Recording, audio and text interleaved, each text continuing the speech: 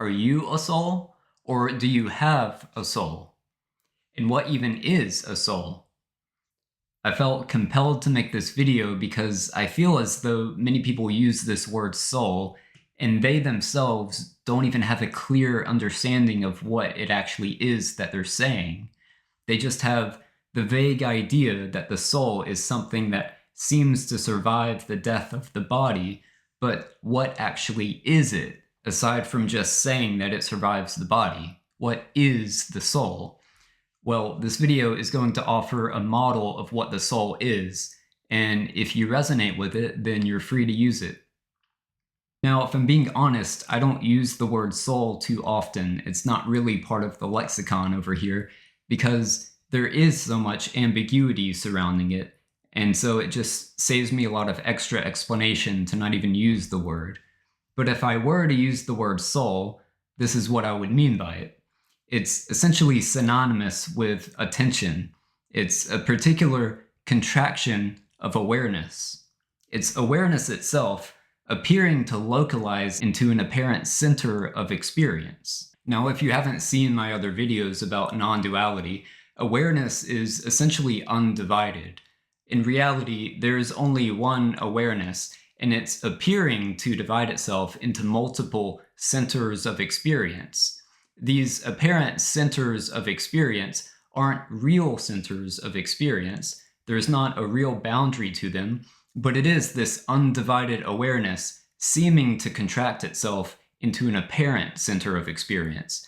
So it's the one awareness appearing as the many perspectives. Now, this is the part that's really difficult to get across because it's so ineffable. Awareness itself is non-dimensional. So you may have heard people speak about a field of awareness. If you're keen to non-duality, maybe you've heard about this idea that awareness is this vast, expansive field, and this is maybe a helpful model to think of it within, but it's not the ultimate truth because it's non-dimensional. In the same way that a body of water can seem to contract itself into whirlpools, awareness seems to contract itself into these localized centers of experience. So the perception that seems to be happening right now over there is a contraction of that awareness. And the seeming experience over here is another contraction of that awareness. It's all the same awareness, but the particular content of experience is localized. So over here, it seems like a particular thing to exist, and over there, it seems like something else to exist as opposed to this experience. And you might be asking, okay, if it's all the same awareness, then why am I not aware of other people's experiences? Why can't I read other people's thoughts?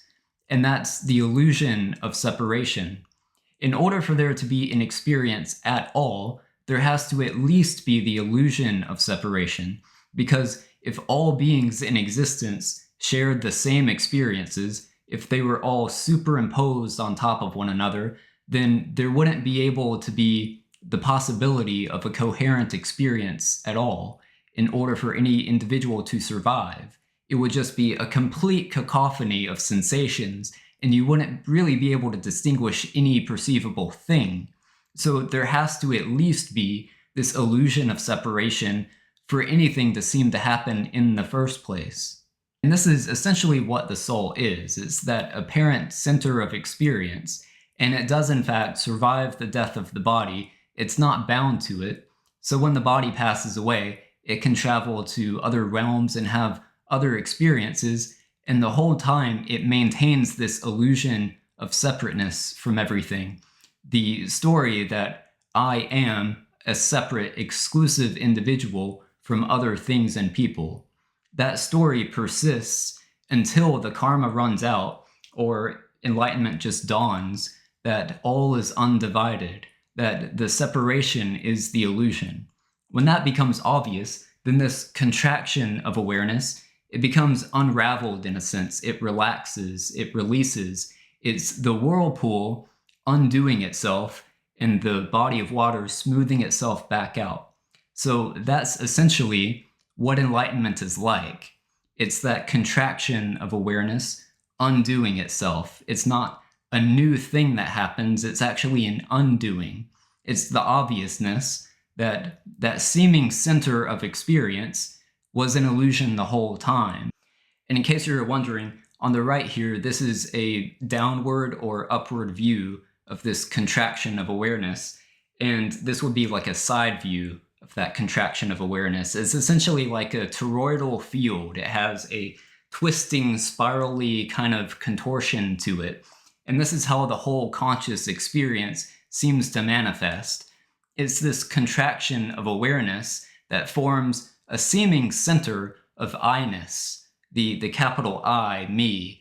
That's the seeming center of experience where everything seems to be happening to someone that knows it. And bear in mind that none of this is the ultimate truth itself. This video is in regards to how it seems to be within that illusory conscious experience. In the ultimate sense, awareness isn't contracting or expanding. It's perfectly still. It's not moving at all. All movement is the illusion of the conscious experience. So that illusion isn't a real happening. It's not real movement unfolding. It's the seeming happening. It's the illusion that there is a real happening that's taking place. And all of this fits into the idea of reincarnation, even though reincarnation is a misleading word, because it's not as if this soul or contraction of awareness is incarnated into the body. How it really is this contraction of awareness emanates or projects the conscious experience.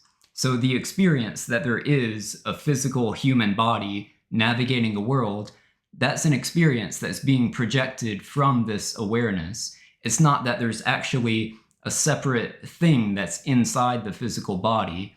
This is the conscious experience appearing as this. So there's no one or nothing inside of it. It's an emanation of that light of awareness.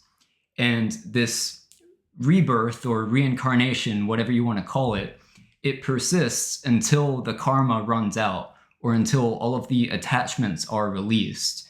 The attachments, the desires, are what leads a particular soul or contraction of awareness to keep manifesting forms and appearances. And whenever those desires simply burn out, or it just spontaneously becomes obvious that it's an illusion in the first place, until then, it just keeps persisting. And yes, the awakening of the soul or enlightenment can seem to happen spontaneously and unprovoked without any prior interest in making it happen. And I know it's not a real happening, it's the undoing. It's just so easy to call it a happening, you know? But whenever a particular soul awakens, it becomes obvious what their true nature is. And that true nature being the perfect stillness of awareness that I was alluding to earlier in the video. When this contractedness of awareness relaxes, that stillness, that peace, just becomes immediately obvious. And that's the ending of future incarnations. That's the ending of seeking a better experience for the sake of finding fulfillment.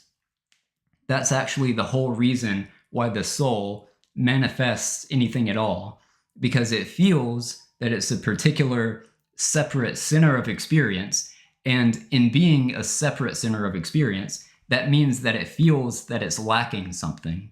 It's always going to feel like something is missing so long as it's dividing itself from everything else. And so it goes on seeking more and more experiences, thinking that it's going to find the one that makes it feel fulfilled and complete. It keeps doing this until it becomes obvious that the whole thing is an illusion, that there isn't really a center of experience in the first place, that in reality, with a capital R, all is undivided and at perfect, peaceful stillness to begin with.